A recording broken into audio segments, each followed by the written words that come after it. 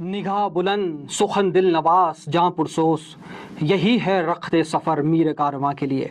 نگاہ بلند یعنی بڑے مقصد رکھنے والا، چھوٹی چیزوں پر راضی نہ ہونے والا، ویژنری انسان، با مقصد زندگی گزارنے والا۔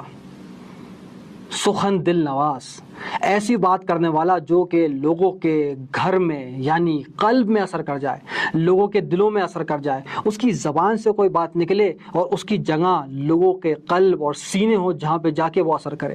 جاں پرسوس، اس کی جان ایسی ہو جو ایسا معلوم ہوتا ہو کہ پوری انسانیت کا درد و غم و رنج و الم اس کے اپنے سینے میں ہے۔ یہی ہے رخت سفر میر کارواں کے لیے۔ رخت کہتے ہیں اسباب کو، سامان کو، اثاثے کو، سفر رخت سفر یعنی سفر کا سامان، میر کارواں کے لیے۔ میر کارواں قافلے کا سالار، قافلہ سالار، امیر، سربراہ، رہنما، لیڈر، قائد، آقا۔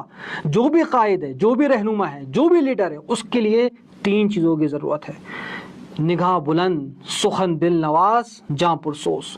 یہی ہے رخت سفر میر کارواں کے لیے۔ اس کو ضرورت نہیں ہے اختیار کی، اس کو ضرورت نہیں ہے اقتدار کی، اس کو ضرورت نہیں ہے پیسوں کی، اس کو ضرورت نہیں ہے نام و نمود و شہرت کی۔